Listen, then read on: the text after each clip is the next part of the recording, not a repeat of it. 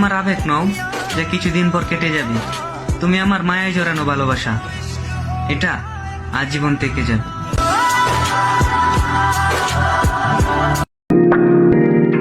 আমার দুর্বলতা হচ্ছে আমি তোমার মায়ে পড়েছি, তা না হলে তোমার মতো অনেক ছিল যাদের দিকে আমি তাকাইও নাই।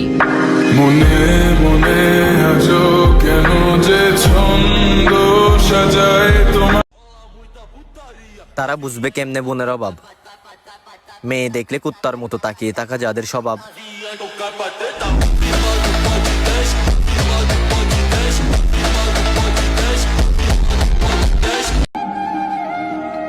আমার কোনো শখের মানুষ নাই, কারণ আমি যে মধ্যবিত্ত ভাই।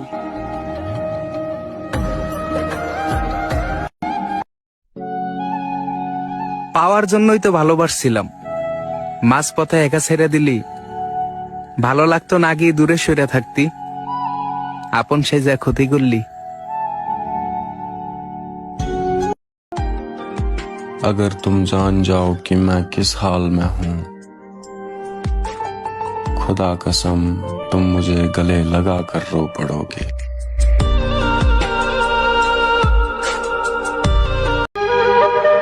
আমি হইলাম সেই মানুষ যার মন আছে কিন্তু বোঝার মতো কেউ নেই।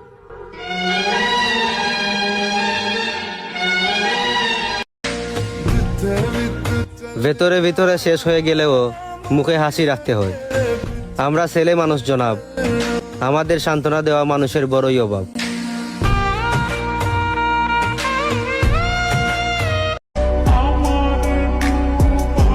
পূর্ণতা দেখিয়ে শূন্যতা উপহার দিয়েছো, আবার নাকি তুমি আমাকে ভালোবাসো।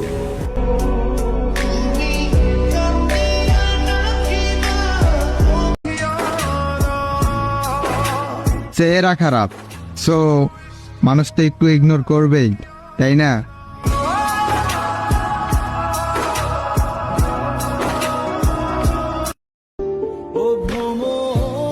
যে মানুষটা দুনিয়ার আলো দেখাইলো, সেই মানুষটার জন্য এতটা কান্না করি নাই যতটা কান্না তোমার জন্য করছি।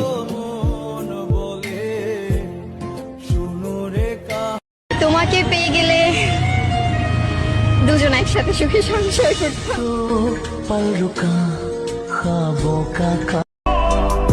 24 ঘন্টা কেউ ব্যস্ত থাকেনি, ব্যাপারটা শুধু গুরুত্বের।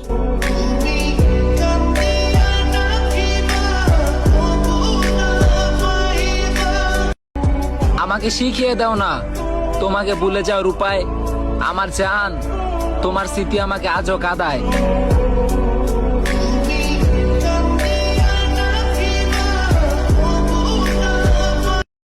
किसी को इतना मत चाहो कि बाद में रोना पड़े, क्योंकि ये दुनिया दिल से नहीं जरूरत से प्यार करती है।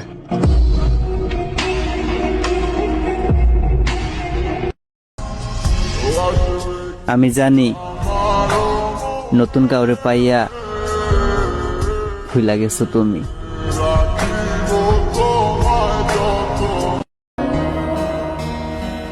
কষ্টের পরিমাণ যখন বেশি হয়ে যায় তখন মানুষ কাঁদে না, চুপ থাকতে শিখে যায়।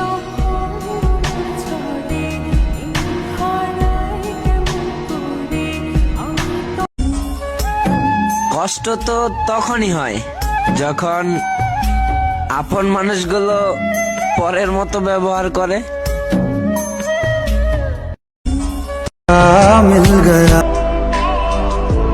তোমারে অনেক ভালোবাসতাম, কিন্তু তুমি বুঝলাই না।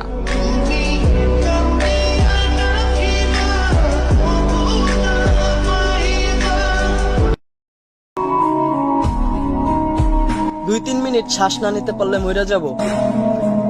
সেই মানুষগুলার রূপের কত অহংকার।